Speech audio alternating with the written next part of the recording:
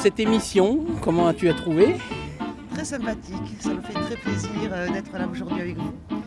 Et puis de revoir Marjorie qui pour moi est une élue, une femme qui a été élue maire de sa commune, qui a été en pleine conscience dans son travail. Et c'est un personnage qui mérite de poursuivre dans cette voie-là. Ok. Eh ben, je te remercie et puis je te dis à bientôt. Et bien à très bientôt. Très agréable. Très agréable, lorsqu'on est entouré de gens agréables, en plus partager cette mission avec Corinne qui est une copine, voilà, l'occasion de revenir à Nîmes, de parler de ces quelques dernières années, voilà. Voilà. Bon retour. Voilà. Merci. À bientôt. À bientôt. Bonjour Patrick. Ben alors Patrick, qu'est-ce qui t'arrive? Tu ne parles plus? Non, ça va pas. Ah bon? Qu'est-ce que tu as? Tu es malade? Tu es fatigué? Je suis triste. Tu es triste? Qu'est-ce que tu as Patrick? Dis-moi. Mon papounet, dis-moi ce que tu as. Tu m'as traité de vieux l'autre fois. Mais Patrick, c'est pas grave, tu es vieux, mais tu es bien, tu sais. Tu es un ancien jeune, hein. Tu es plus un vieux. Bon, ça va. C'est Non, gentil. tu es qu'un J'ai ancien eu jeune, peur. Patrick. J'ai eu Mais peur. t'inquiète pas, on Ça t'accompagnera. va. Tu sais, les EHPAD, c'est bien maintenant aujourd'hui. T'inquiète pas. Ça va. Bon, alors, qui recevons-nous aujourd'hui? Alors écoute-moi, j'en sais rien. Je vais te parler franchement, j'en sais rien. Mais toi, tu sais, donc je. Voilà, à toi de venir. On va recevoir deux femmes. Deux femmes. Ah, ça c'est bien, ça commence bien. Et que sont-elles devenues? Et ça, c'est important.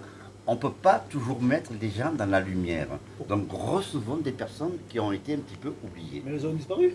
Elles n'ont pas disparu. Tu prends Corinne Ponce-Casanova, qui a eu quand même, qui a été adjointe, puis très active au sein de l'aglo. Et comment s'appelle-t-elle déjà? Marjorie Angelvin.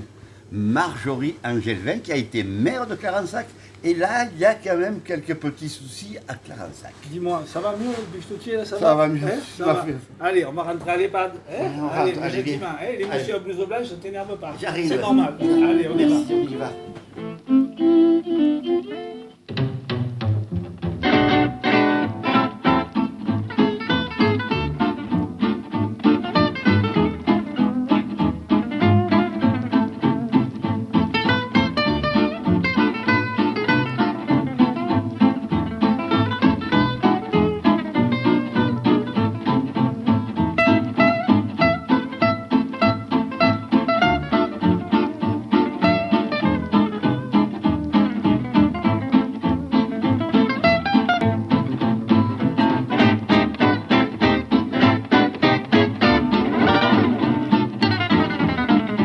Le pouvoir est l'aphrodisiaque suprême, disait Henry Kissinger. Nous le voyons aujourd'hui car le pouvoir grise, le pouvoir enivre, le pouvoir aveugle, le pouvoir corrompt au niveau régional et national. Nous poserons la question bien évidemment à nos deux invités. Bonjour à toutes et bonjour à tous. Merci une nouvelle fois de nous rejoindre fidèlement sur nos pages Facebook et YouTube. J'ai souhaité inviter deux ex-politiques aujourd'hui, Corinne Ponce-Casanova, ex-adjointe à la mairie et à l'agglo de Nîmes, et Marjorie Angelvin, ex-maire de Clarensac et membre du bureau communautaire en charge du patrimoine et des relations internationales. Qu'est-ce que sont-elles devenues toutes les deux? Bonjour à toutes les deux. Bonjour, Ça va, Corinne? ça va très bien, merci. Et toi, mademoiselle, je ne me rappelle plus votre prénom. Marjorie. Angelvin. Marjorie. Marjorie, oui. Ça va? Ça va très très bien. Je disais à Corinne quand elle est arrivée, si j'allais mieux, ce serait une offense aux gens qui vont pas bien. Bravo. Dis donc, merci d'être venu de Naspinal exprès pour l'émission. C'est toujours un plaisir de venir vous rencontrer. Puis, si je me suis écartée un peu de Clarensac, n'en demeure pas moins que j'y ai ma famille, mes amis, et que c'est toujours un plaisir de venir les retrouver. Ben, parfait. Bien, nous accompagne ce matin une nouvelle fois Jérôme Puech, bonjour. Bonjour Patrick, bonjour tout le monde. Bonjour monsieur Alain Moula. Bonjour, monsieur. Moi c'est Patrick. Ah, pas, je m'en rappelle pas, excusez-moi. Sébastien Bastien Signoret. Mes hommages.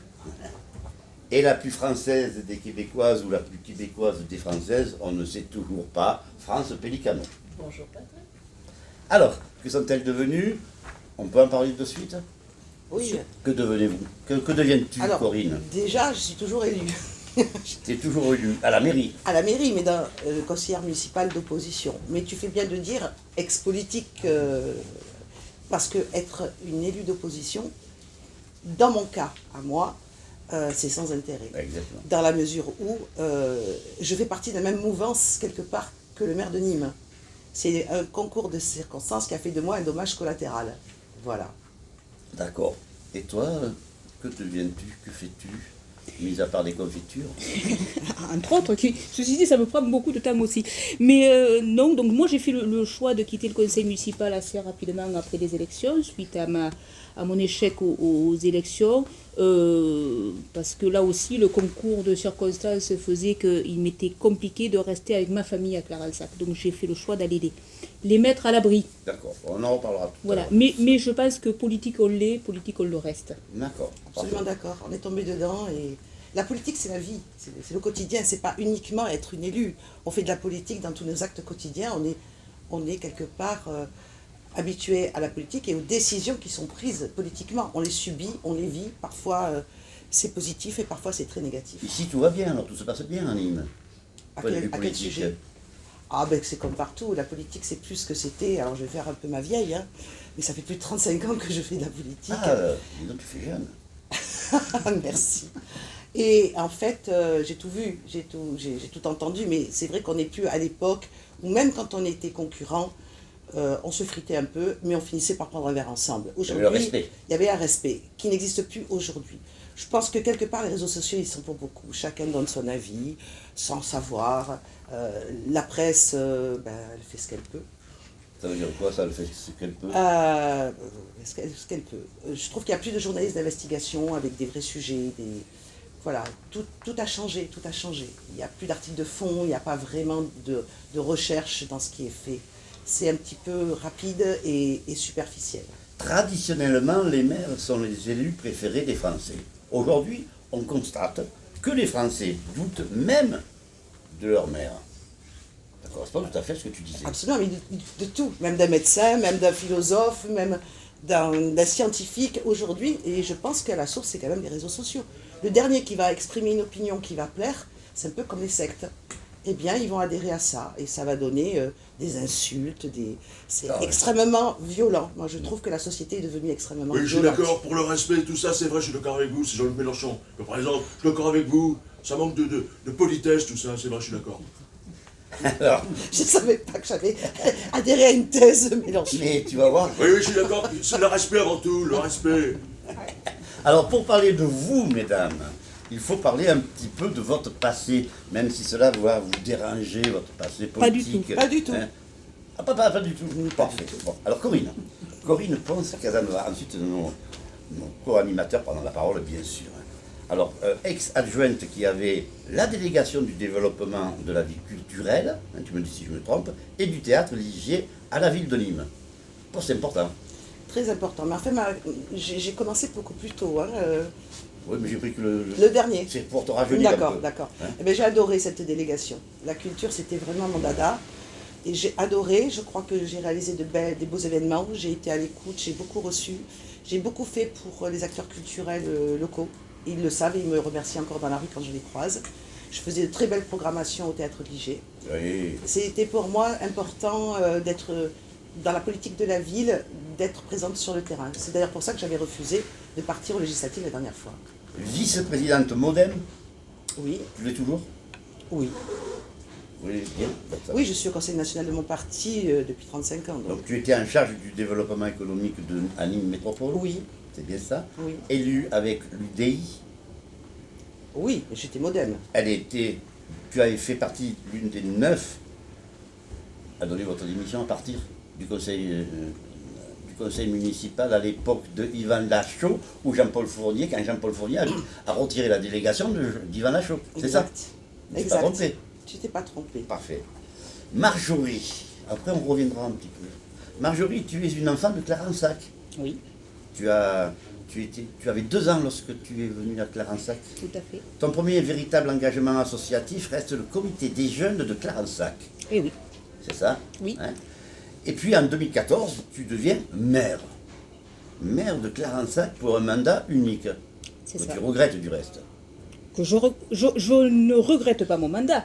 Je regrette de ne pas Mandat. avoir eu la chance de pouvoir entériner ce que j'avais précédemment commencé. Dis donc, Marjorie, Oui. Il ne se débrouille pas trop mal, Patrick Gervais, ton successeur. Quoique, Comme un fifre. le maire de Clarensac retire ses délégations à sa première adjointe. Es-tu au courant de tous ces problèmes? Alors, bien évidemment, je suis au courant. Je mentirais de dire que je ne suis pas au courant. Ça ne me surprend pas. Je pense que c'est des délégations qu'elle n'aurait jamais dû avoir, tout simplement parce qu'ils ne s'entendaient pas avant les élections. Ah oui, d'accord. Voilà. On a été sur du montage politique pour gagner les élections, pour abattre Angèle Vey. Ça a marché, ceci dit, avec des méthodes plus que limites, puisque l'armée mexicaine s'est montée contre moi et tout un tas de bêtises et de cochonneries sont sorties sur mon compte, au point de focaliser la campagne sur cela. Qu'est-ce qu'on disait sur toi? Oh ben écoutez, j'ai été convoquée à la gendarmerie pour m'expliquer sur une prise illégale d'intérêt. Voilà.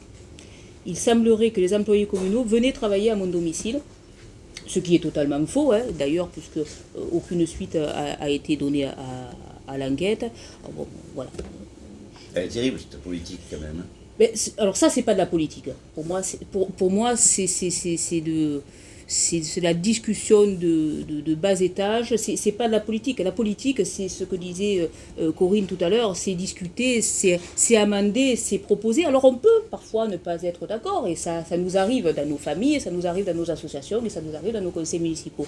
Pour autant, quand la discussion est close, on va boire un coup ensemble et surtout, on se respecte. Là, pour le coup, ça a été une campagne sans aucun respect.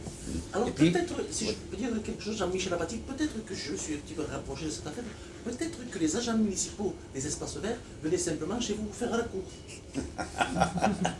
Peut-être. Alain, tu as quelque chose? Oui, j'ai vu beaucoup d'émotions quand tu as parlé de cette délégation où tu as fait partie, où vous êtes parti, et vous avez été retiré. Pourquoi tant d'émotions? Pourquoi tant d'émotions? Parce que parfois, la solidarité se devait d'être marquée. Je le conçois. Mais j'aurais préféré qu'à la suite de cette annonce, on dise « Je remercie mes élus pour leur soutien, mais vu qu'ils font du bon boulot sur cette ville et que je les respecte, je souhaite qu'ils conservent leur mandat. On a été élus ensemble. On continue ensemble. Oui, enfin, moi, dans la mesure où on faisait du bon boulot et qu'on était sur le terrain et qu'on était dans les écoles et qu'on était partout et que notre délégation, on la vivait à fond et que c'était une passion. Oui, mais tu es quand même au courant qu'il y avait quand même une divergence entre deux personnes. Mais c'était pas d'aujourd'hui. Voilà, mais donc c'est quand même presque un réflexe normal, quoi. Même si c'est pas le réflexe normal a été de dire on démissionne. Voilà. Et tout le monde mais moi j'ai une générosité que peut-être que tous les politiques n'ont pas. Alors, on dit qu'en politique il faut tuer, il faut être un loup et pas un renard. Mais moi j'aurais été responsable d'un groupe, j'aurais dit publiquement à la presse, je remercie vraiment de leur soutien, ils sont toujours je suis toujours dans leur groupe, mais je leur demande de renoncer d'une façon généreuse. À me suivre. À me suivre parce qu'il faut un bon boulot sur le travail, sur la vie de Nîmes. C'est une critique que tu fais à Yvan Lachaud.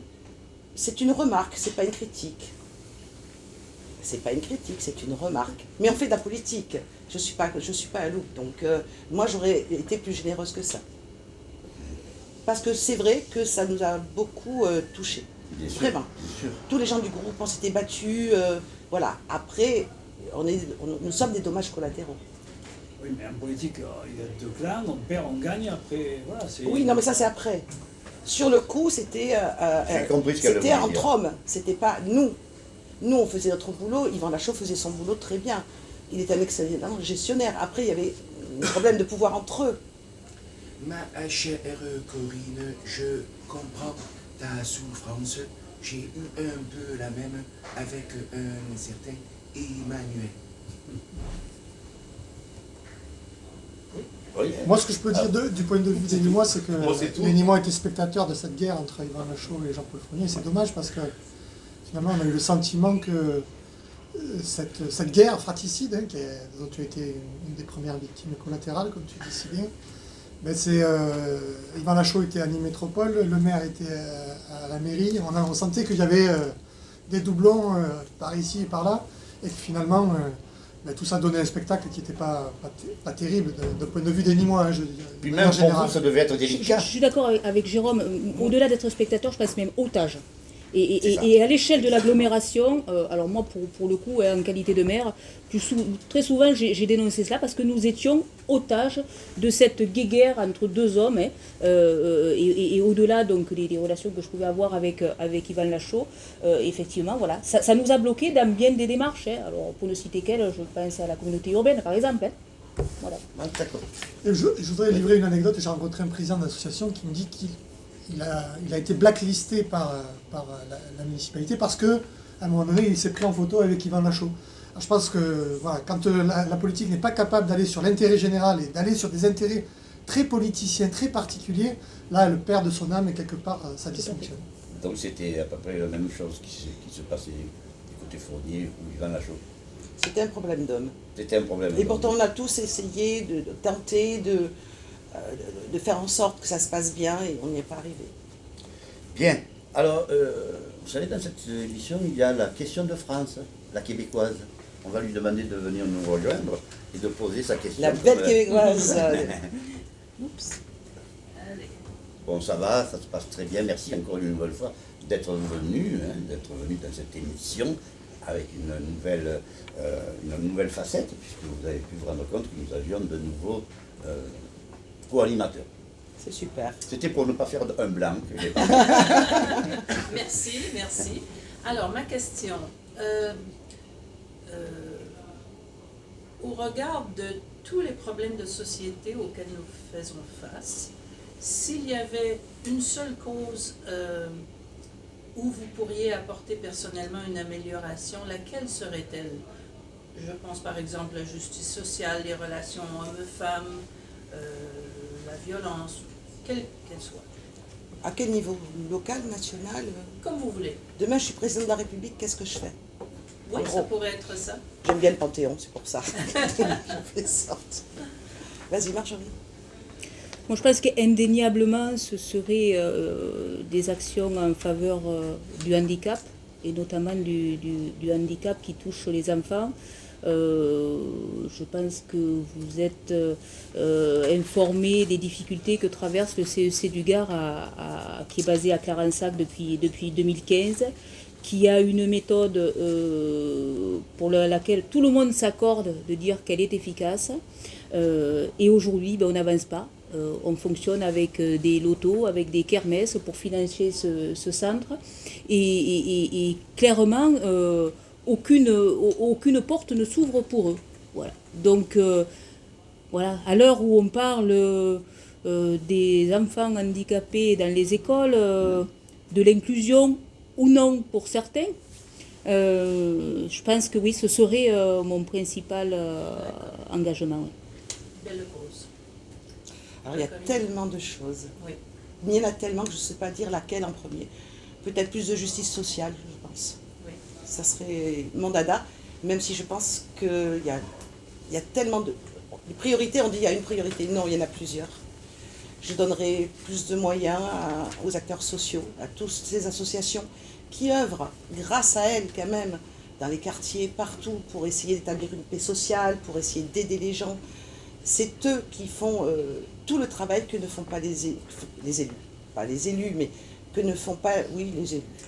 C'est-à-dire que s'il n'y avait pas ces associations, eh bien, on aurait encore plus de problèmes dans les quartiers. Et quand je vois comme ce sont des gens dévoués, qui sont vraiment proches, qui arrivent à faire des choses extraordinaires, on jugule la violence, on rassure les familles, c'est la priorité pour moi, la justice sociale. Ça existe également dans les villages. Merci France. Merci. Pardon. Je souhaite que vos rêves se réalisent. Merci. Ça existe également, tous ces problèmes dans les villages? Peut-être plus qu'ailleurs. Et ça frappe peut-être différemment parce que ça reste sous le silence.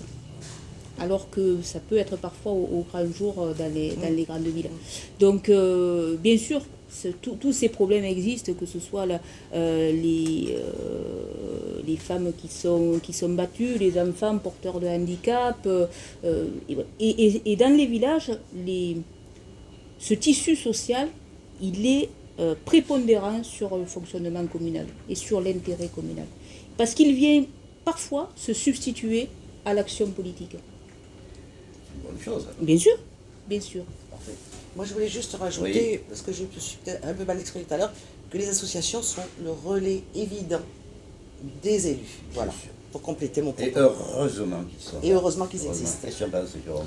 Oui, moi je trouve ça intéressant et je pense que quelquefois, il faudrait considérer que les élus sont au service des associations et pas l'inverse. Je pense que si on raisonnait de cette façon-là, on progresserait davantage. Oui, Je suis pas d'accord. J'ai juste une réponse assez rapide.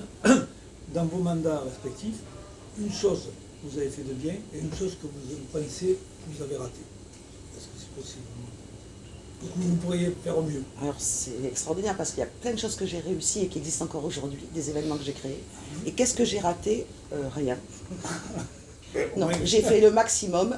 Je ne crois pas avoir raté, j'ai beaucoup aidé les artistes locaux, régionaux, et j'ai créé des événements qui existent encore aujourd'hui, on ne sait pas que c'est moi qui les ai créés. Il n'y a rien que tu penses que si tu refaisais Qu'est-ce que j'ai tu ferais raté? mieux.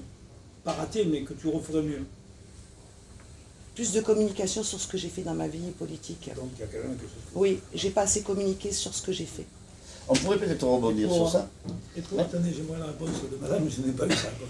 Alors, moi j'ai réussi beaucoup de choses et d'ailleurs j'en prends pour preuve que mon successeur s'est appuyé sur bon nombre d'actions que j'avais lancées et les a poursuivies. D'ailleurs, il a été le premier à dire en conseil municipal que le mandat était globalement bon. D'ailleurs, donc ma principale réussite, j'en reviens à mes enfants handicapés, c'est l'installation du CEC à Clarensac. Mon plus gros échec, c'est de ne pas leur avoir permis de s'étendre et de devenir établissement médico-social. Alors, j'avais des solutions, il semblerait que le nouveau maire ne veuille pas aller dans ce sens. Mais si je n'ai pas été élue, ben, très honnêtement, c'est parce qu'il y a des choses que je n'ai pas réussi, et peut-être, entre autres, à me vendre et à vendre mon équipe. Et puis il y avait les... Communication, on a du mal à se mettre en avant, c'est ça qui est terrible. Il y avait les circonstances, aussi la pandémie. Oui. Hein, ça aussi, ça posait un grave. C'est vrai. La pandémie a posé, C'est vrai. parce que bon nombre de personnes ne sont pas allées voter. Moi, je ne suis pas allé voter. Ouais. Il y a plein de... Oui, j'ai beaucoup d'amis qui sont pas allés. Après, il faut aussi ramener, voilà, moi, dans mon cas précis, je perds les élections de 72 voix, sur Oui, 3306 voteurs, électeurs, pardon, voteurs. Je réinvente même Ça, le dictionnaire, vous voyez. En principe, ça, ils le disent à Québec. Voilà. Mais donc il faut quand même relativiser. Voilà, c'est pas la victoire du siècle pour Patrick Gervais et c'est pas l'échec du siècle pour Marjorie Engelbé. Voilà. Mais effectivement, bon nombre de personnes. On était quand même, il faut se remettre les choses dans leur contexte. Hein. Ce week-end-là, c'était, on savait pas trop où on en est. Les autorités nous appelaient à rester à l'abri. Et il fallait quand même aller voter. Donc c'était. Ouais. Parce que tu as fait quand même quelque chose de fort avec ce cahier de doléances que tu as mis à disposition. J'ai été un des premiers maires à le faire, à écrire à Emmanuel Macron, en lui disant il faut le faire. Et je lui avais dit dans mon courrier à l'époque, et je l'avais redit au préfet Didier Loga à l'époque, attention, recueillir les doléances des Français, c'est bien, ne pas les entendre serait un drame. C'est un peu comme pour les Gilets jaunes. Oui. Ouais. Oui, non, mais les cahiers de doléances se sont ouverts au moment des Gilets jaunes. Hein, Quel est ton point de vue sur Macron et les Gilets jaunes? Sur les Gilets jaunes. Je crois qu'il était il n'était pas encore assez mûr pour être président de la République. Et qu'il y a plein de choses qu'il n'a pas compris d'entrée. Parce que quand on n'a jamais été élu localement, je pense que tout d'un coup on devient président de la République, il manque des choses pour asseoir son parti et ses idées. Est-ce que la pandémie a été bien gérée à votre avis? Relativement, ça on ne peut pas non plus... je pense qu'elle l'a été, là. Par contre, oui. Moi, je pense qu'elle l'a été. Est-ce que la pandémie a été... Moi, je pense que c'est une situation très difficile, unique dans l'histoire de notre civilisation. Donc, c'est une chose, il faut faire preuve d'humilité et dire que c'est pas facile d'être au pouvoir dans ces conditions-là, quoi. Mais elle est et que mondiale. forcément, on fait des erreurs, il y a des couacs de communication et c'est pas simple. Elle est mondiale. Ah ouais. Et elle est mondiale. Elle est mondiale. Là-dessus, je dirais rien. Ayant vécu Sur le 6 reste. mois à Québec, je peux vous garantir que les difficultés étaient très importantes également pour les responsables. Donc, moi, je voulais que tu nous fasses découvrir un petit peu ce qu'a fait Corinne et puis ce fameux jean. Tu peux nous en parler un petit peu sur ta chronique? Oui, alors ma chronique hebdomadaire, moi je vous propose cette semaine de s'intéresser au jean de Nîmes. En attendant, générique.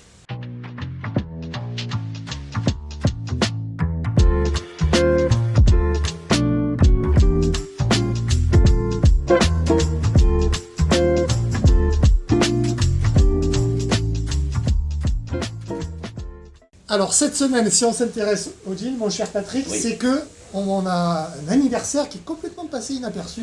C'est les 150 ans du gin. Et vous savez que Nîmes a un lien avec le gin de Nîmes.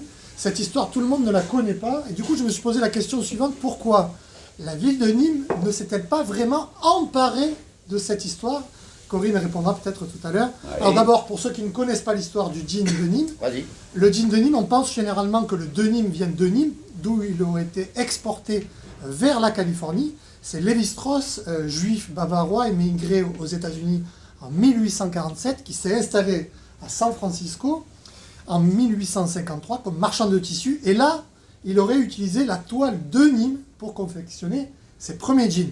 Donc il existait en effet une étoffe célèbre, sergée de laine et soie, dite serge de Nîmes, fabriquée dans la région de Nîmes et plus généralement dans le Languedoc-Roussillon au XVIIIe siècle.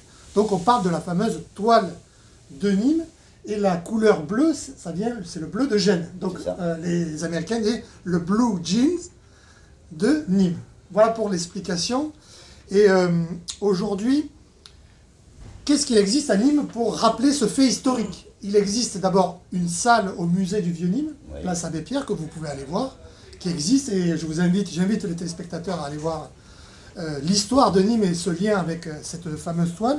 Il existe deuxièmement une association qui a été créée, que connaît sans doute Corinne, qui s'appelle Les Gens de Nîmes, qui a été créée par Fanny Rouveret, et qui a voulu mettre l'accent sur cet aspect-là, et organiser pas mal d'événements, et il y avait des projets dans ces cartons de cette association. Il y a ce fou là également. Et puis il y a ce fou, il s'appelle Guillaume Sagot, qui a décidé, lui, une idée complètement folle, c'est de fabriquer le jean à Nîmes. Donc il a fait venir des machines à tisser, on est en train de voir les images, les machines à tisser qu'il a installées dans un garage à Montory pour fabriquer le jean à Nîmes. Et ça marche, vous pouvez acheter ses pantalons, il a une boutique en centre-ville. Donc on le voit, il y a des petites traces ici ou là, mais pourquoi Nîmes ne s'est pas vraiment emparé de cette question? Pourquoi il n'y a pas un musée? Pourquoi il n'y a pas des festivités? Pourquoi il n'y a pas des événements qui rappellent à la face du monde entier que le gin est né à Nîmes? Alors Corinne, tu as été au développement économique, à la culture, au tourisme. Pourquoi on a raté ce rendez-vous en quelque sorte? Il n'y a pas que la corrida à Nîmes. Alors, c'est vrai que le Nîmes a un passé non seulement avec le gin, mais avec tout ce qui est textile. Puisque à l'époque, les soirées, on les avait, elles descendaient, on les teignait la rue de la Gau, du plus foncé, du plus clair au plus foncé. La ville, elle a vraiment un musée à faire pour le jean comme pour les soirées. On est une ville de textile, on avait toutes les entreprises, Cacharel, Agnès B, Sonia Riquiel, Claude Lérès, enfin on avait... j'ai retrouvé d'ailleurs des documents de l'époque de tout ce qui existait sur cette ville et qu'on n'a pas su exploiter. Alors pourquoi? C'est une décision politique. À un moment donné, ça intéresse ou ça intéresse pas. Mais je crois que la ville a prévu, j'ai vu qu'il y avait une nouvelle conservatrice au musée du Vieux-Nîmes et qu'elle était en charge sur le dossier du gin, de faire une grosse manifestation et certainement de faire des salles de gin. Mais c'est vrai qu'on avait tout pour réussir. Je ne comprends pas qu'on ne l'ait pas utilisé. Culturellement, nous pourrions demander à Sophie Roule, par exemple. Bien sûr, elle est très à l'écoute. Elle est très à l'écoute. Je pense que ça l'intéresserait effectivement. Peut-être qu'elle y pense déjà, je ne sais pas. Mais ça fait des années qu'on en parle et que personne ne le fait. Et les associations, comme on disait tout à l'heure, Fanny Rouveret et son petit groupe ont réussi une animation dingue quand même avec le gin. C'est dommage que ça n'ait pas été repris. Alors pourquoi? Parce qu'elle était directrice de cabinet adjointe d'Yvan Lachaud, donc de l'autre côté ça n'a pas voulu. Voilà, c'est toujours ces guéguerres qui empêchent finalement l'émergence de beaux projets. Oui. Et la Branda de rien. Ah, on parle que de bien, c'est ça.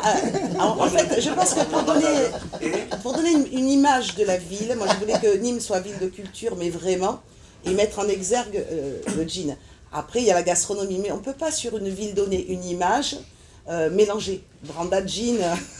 Il y a plusieurs images, on rentre dans le ciel. Ceci dit, lorsque j'étais en charge du patrimoine à Nîmes Métropole, nous avions eu, alors après j'ai changé de délégation et puis surtout d'autres priorités sont arrivées sur la table, mais nous avions le projet de faire émerger de chacune des communes de Nîmes Métropole des spécialités culinaires, alors notamment la branda à Nîmes ou d'autres spécialités dans d'autres communes. Voilà. Donc c'est pas tout à fait non plus. C'est quoi du bâtiment du département là, avec les jeans en façade?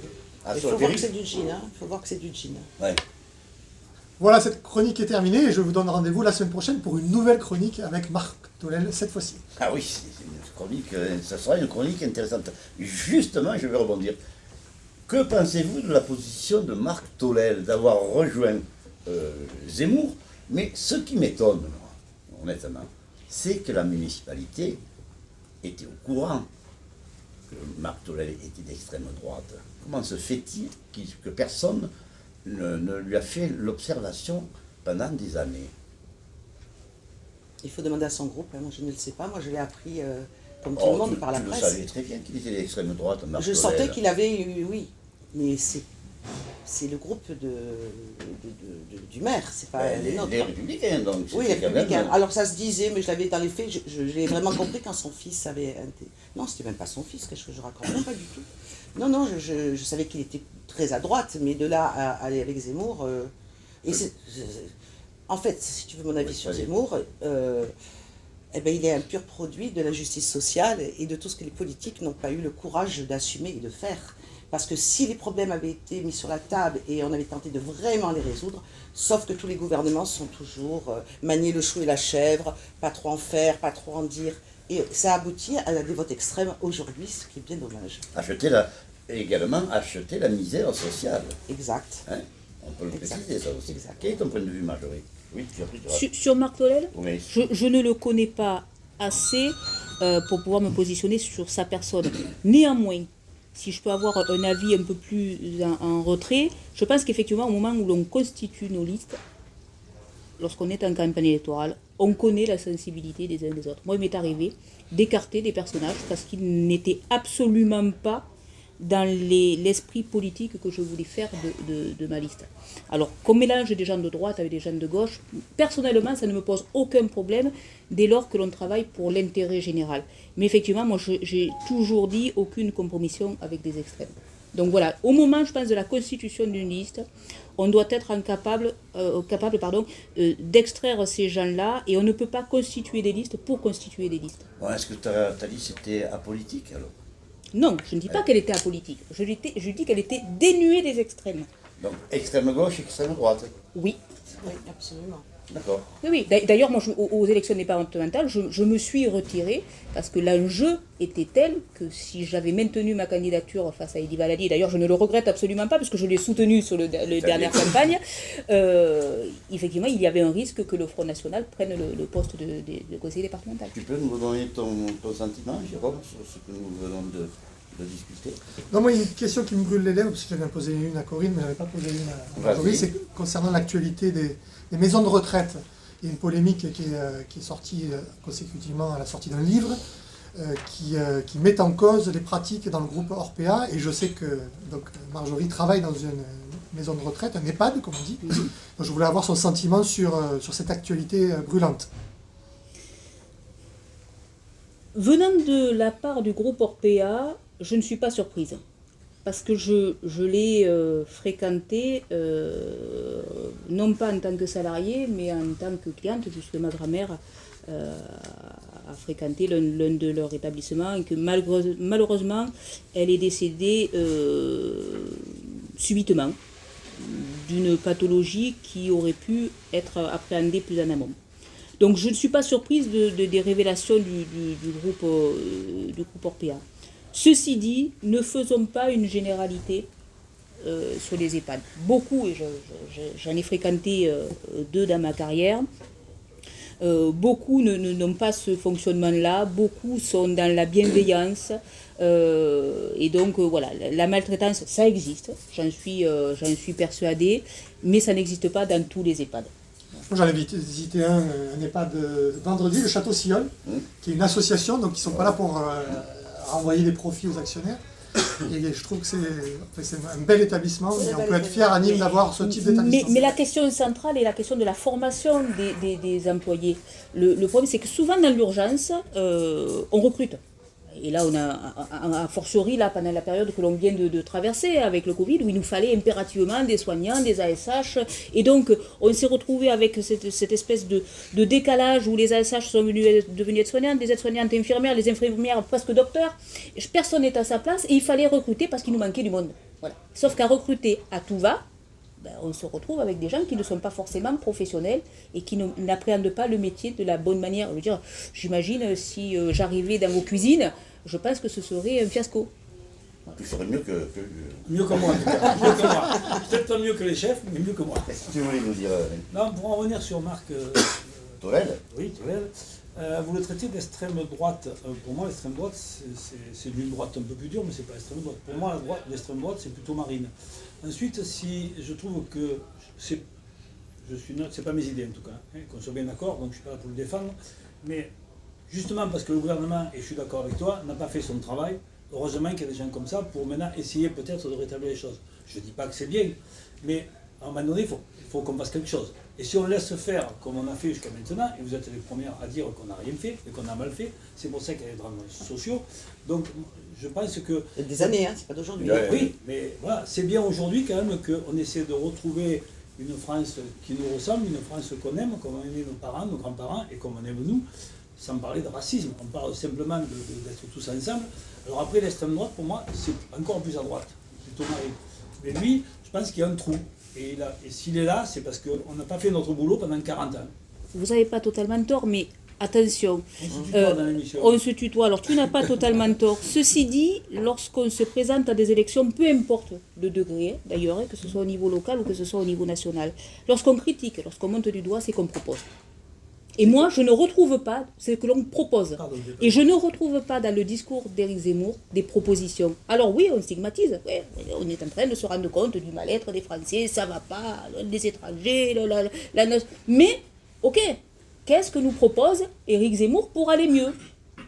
Voilà. Alors pourquoi il fait 10 000 personnes dans tous les congrès, tous les concerts? Mais les concerts, mais tu sais très bien que les salles, on les remplit. Mais la difficulté, c'est de remplir les urnes. Parce que c'est pas lui qui est en faute, c'est le public qui a une demande. S'il est là, c'est qu'il y a une demande, sinon il ne serait pas là.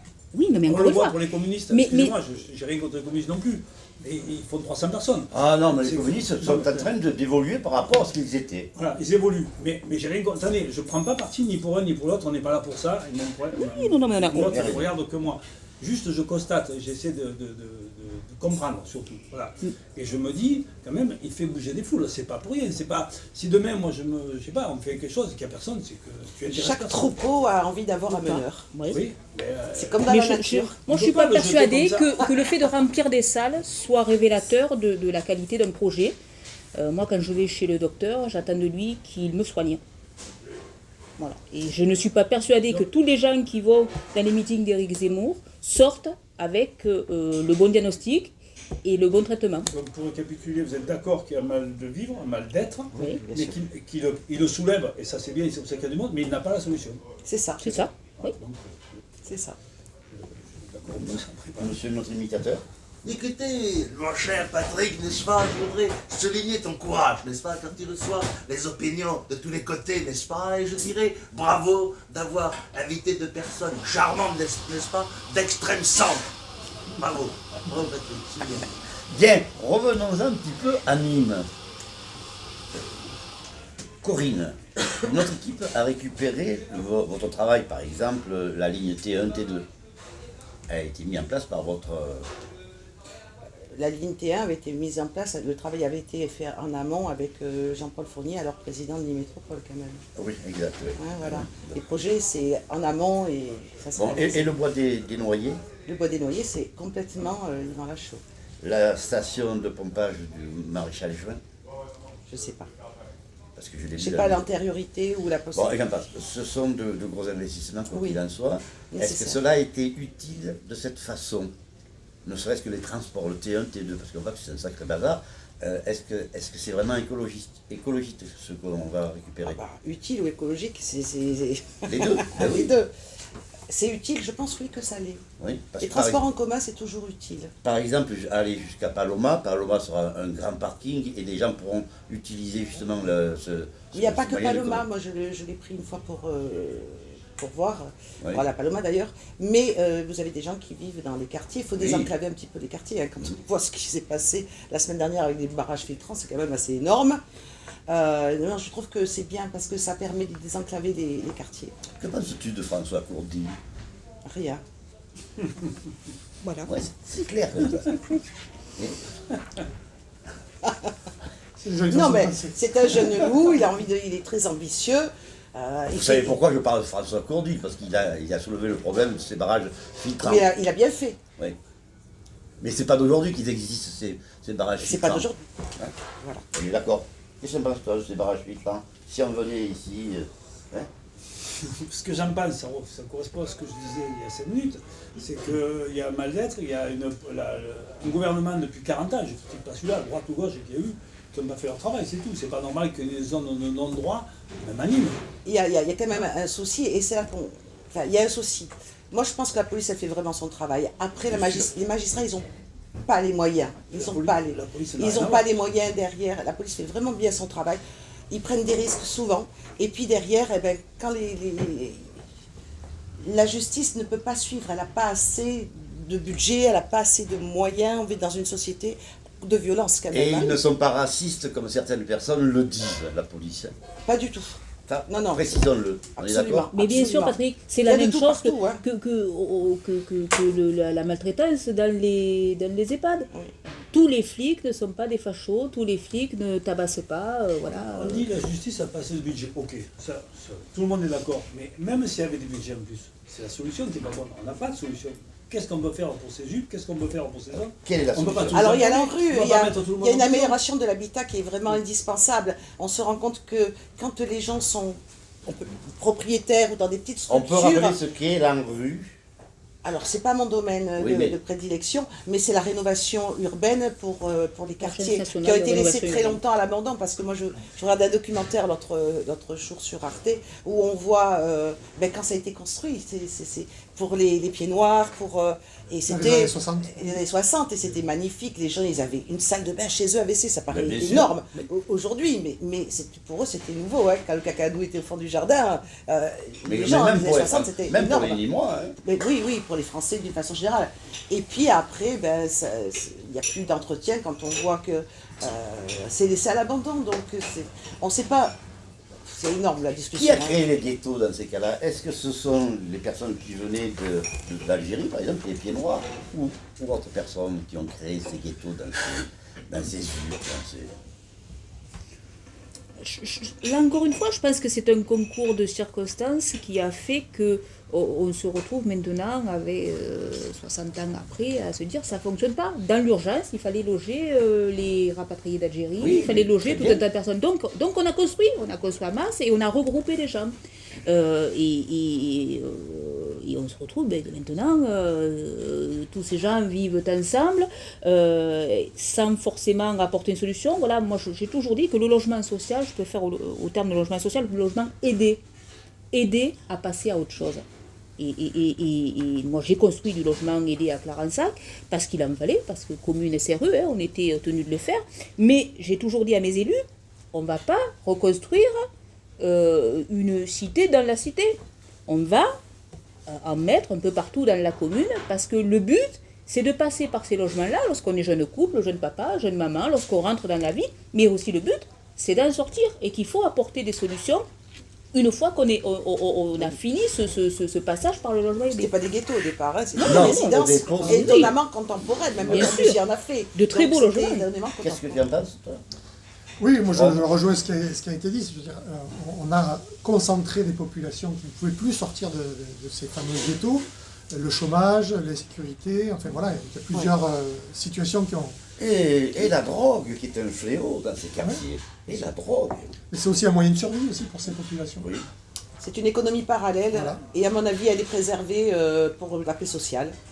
Exactement. Naspinal, en Lozère. Y a-t-il de la drogue?